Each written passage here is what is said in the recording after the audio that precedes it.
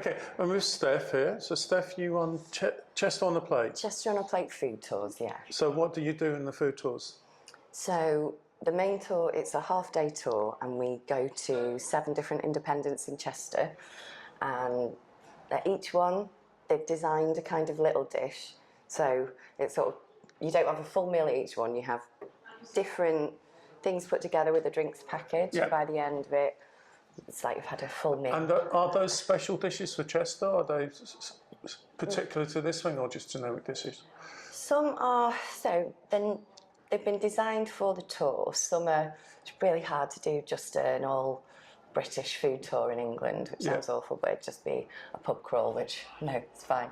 But 2 of them are usually, so we go to a southern Indian place called Dava, so that's Asian, but it's all supplied locally, the real community place. Yeah. We go to a tapas place that's really tucked away and that they struggle with footfall in Rufus Court. Okay.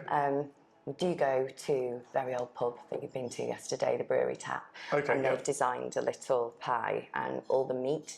So the provenance of it is Spitting Feathers is the brewery. Yes, yeah. And so they've got Spitting Feathers farm, and the cows come from there, so the meat comes from there, the pigs are fed on acorns and that comes from there. So whatever he does, the meat, we know where it comes from. And do you do vegan and vegetarian tours or options? Vegan option, vegetarian, gluten-free, allergies, everything, because especially vegetarian and vegans, there's always 1 or 2 on the tour, so it's not a problem, and the venues have been really, really good. But we have tried sort of, the beer we drink is usually locally brewed. Dessert, it's all stuff, she made it for the tour, and it's all stuff from Cheshire. So everything in it is like Cheshire Dairy, Cheshire Cheese, Pale Ale, the Wheatwood Distillery, Cheshire Cat. So I've tried to make it as much about Chester and as much about Cheshire as possible. And I mean, for people who come here for the first time and sort of maybe not go on your tour, what would you say about is special about the food in Chester? The thing you can say about Cheshire produce is that it's a prosperous farming area, so you're always going to get good meat. A lot of places, especially in Chester, because it's such a, more like a village than a city, a lot of the independents try and source locally just to help the whole community thing. The only thing that you can really say that is definitely from Chester is Cheshire cheese. Yeah. So at one time it was only made in the Roman barracks.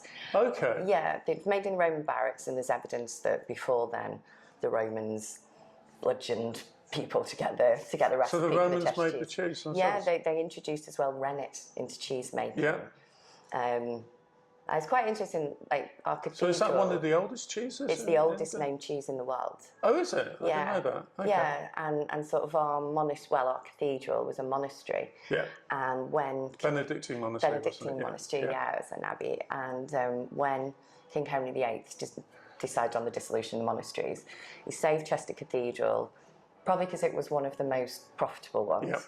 And also because he liked Chester, and our old cathedral is really small.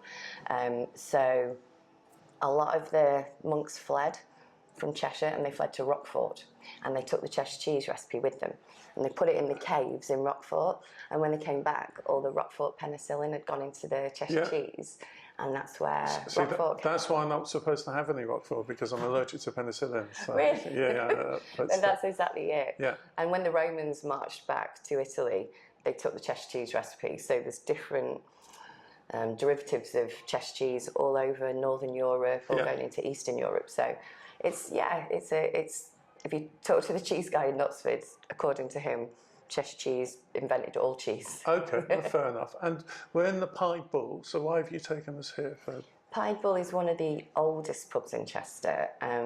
It's the oldest continuous licensed pub in Chester, 1571. It's just a beautiful place. They've got their own microbrewery, so there's 4 beers. As far as I'm aware, it's just 4, and they've got a lager as well, Chester Lager. Okay. So it's a nice we'll place leave the to lager to Johnny, don't worry, we won't have that. It's not for me. Yeah. So what are you drinking here? Which one's It's the Pied PA. Okay. Well, I'd say it was nearest to an IPA, I think. Yeah.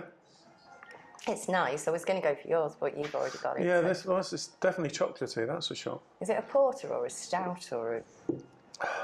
I think it's a bitter. I think it's more of a bitter with chocolate added to it. So yeah. It's an ale of some form, that's for sure. Indeed.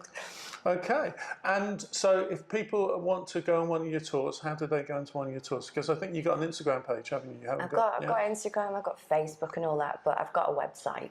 So I'm constantly trying to filter people to the website, and they can book on. I do a day tour, an evening tour, do a cheese and wine tour, and a brewery tour.